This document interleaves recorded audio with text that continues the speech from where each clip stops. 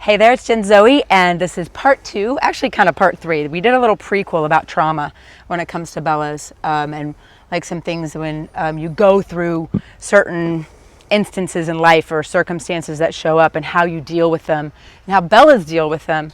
Bella's run, Bella's run or take some kind of random action that may or may not make sense. I'll never forget, I had an assistant that I asked to wash my car in a certain way, and she decided to do it totally different because she's a Bella. And I'm like, how, in what world does that make any sense? And you really try very hard not to make them feel wrong. But they can feel wrong very easily because they're trying so hard. And a lot of times Bellas can be pleasers. So I'm going to I've spent some time with her. If you watch the first video, you'll see kind of like what the setup is and how we needed to just spend some time with her so hi baby girl, so she could connect and know that we're not going to ask her to do 800 different things that she doesn't feel comfortable doing. We're going to say it's really just a circle, and it's really okay if you don't have to cook for us, clean for us, wash our clothes, do our everything, run our errands, and polish our shoes, and you don't have to do all those things.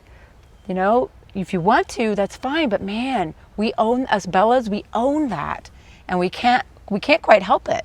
And then we go, well, wait a minute, and we find ourselves back in those same patterns. Not only that, but it gives us a really challenging time to establish strong boundaries. And when we're in a situation where if you have a dominant boss or a circumstance where somebody, has leverage over you, Bellas can go really, really nuts. Especially in small spaces, which is kind of what happened to her when I first got her. She was quote unquote round pinned a lot, which means that they were worked in a round pin in a way that's not super healthy for the horse, because inside a round pin, look here, like this fence is small, she could easily just bloop leap out. But a round pin, like those panels are really tall, and so it's a lot more challenging. And inside a small round pin with a tall wall can put a lot of pressure on a horse. So, and I've got my little stick here, which is hashtag not a whip, right? It's just my little tool for communication. And so I'm going to ask her to just, she's like, uh-oh, this looks like a duck, walks like a duck. This looks like it could be a potential situation for me to want to leave. So I want her to be able to circle and go and do all of those things that I know she can, but I'm not going to set her up for that when I know that she's in a triggered place. That's like putting somebody right back in another, frying pan to the fire, another toxic relationship, another failed marriage, another eviction notice, another lost job, right? And you start getting into this pattern of, God, why can't I just find a good man? Or what's wrong with me? Bellas, what's wrong with me? And if you look at her, a lot of times we get called melodramatic or overly sensitive, right? That's what us Bellas get called a lot of times. And you're too sensitive. You're crazy. You're melodramatic. You're a drama queen. Right? You see, it's like, I don't want to be a drama queen. And we don't. But until we can have an ecosystem of people and a system for support that can help us through it when we need it, or find the strategies, tools, and philosophies, technologies through the programs that we offer here at Zenerjen, and we can find it in ourselves, because it's about being empowered, not enabled. And a lot of times people that are in friendships or intimate relationships with Bellas, they're like, oh my God, are they like this all the time? Yep, they sure are, until they're not. And she doesn't have to be this way. She just doesn't know how to be any other way yet, right? A lot of times Bellas have ADHD or focus problems or social processing, label. But the truth is that they just don't feel safe in whatever environment they're in at the moment. You put them in an environment where they're confident and they feel safe, then they'll get calmer and more connected. See how she keeps checking in with me?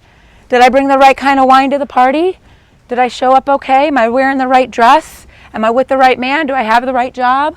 She's already thinking about leaving. I felt it, right? So I have to interrupt the pattern, and then whenever she feels that, connect with her again and bring her out of it.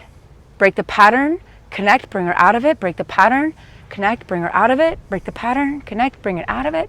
And I could just play this for 10 hours until when?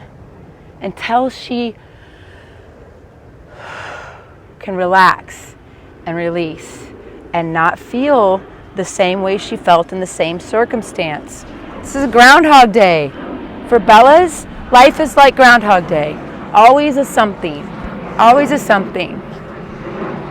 Always a something. And see how she keeps turning and checking in with me? So I'm going to keep just checking in with her and allowing her, and see if she can't just stop and turn and look instead of stopping and turning and facing and going, am I okay? Right? Because she's not. Right now, she's not okay. She looks okay, but don't let that fool you. We started asking her to do more right now, she would leave the planet. Hi, baby girl. And see how she wants to come into me? Most of the times I will allow that. Most of the times. And I'll be like, you know what, babe? You're okay right there. I'll come hug you and then you're okay, right? Are you okay? And then I check in. Are you okay? And she's going, nope, nope, nope. I'm not okay. I'm not okay. I'm not okay. See how she's like, I'm not okay. So the last thing I'm going to ask her to do is the same thing I've always asked her to do, which is putting her in that triggered place where she feels like she has to leave, has to get worried, can't focus, and doesn't feel safe. So I'll start small, just little things. Hi, and saying, you're okay, girl. I got you. I got you. I got you. I got you. That's it. Good girl. And now she turned. That's okay. Good girl. And even there is a change. There's a change. Now, let's wait till she moves her right front foot forward and doesn't think about leaving, because she's thinking about jumping out right now, if you can't tell. She's thinking about it. But she wants to be with me, but she can't stand it. She needs to leave. But then she'll miss me, and then she'll be over there, and then she'll get worried. You're like, good grief, these guys are exhausting. Yeah, try being one. Now I'm going to wait till she can stand, move her right front foot forward. I can actually shift my weight and help her. There we go. Until she can stand and be soft. See how subtle she is, how little it takes. And now I can go and say, hi, you can be okay. And move and still, oh, that's my girl. So this is a way to connect, to break the pattern, continue to build their confidence so they can be more empowered. Next up, what's the next level? How do we take this to empowered Bella instead of enabled self, right? Stay tuned. One more in the series, actually 2 more in the series, because we have some interviews with my cameraman and a little lesson with him. And remember to subscribe to our YouTube channel and follow me on Facebook, Zenerjen at Jen Zoe, and Zenerjen on YouTube. Thanks for tuning in. This is Bella, and welcome to Zenerjen.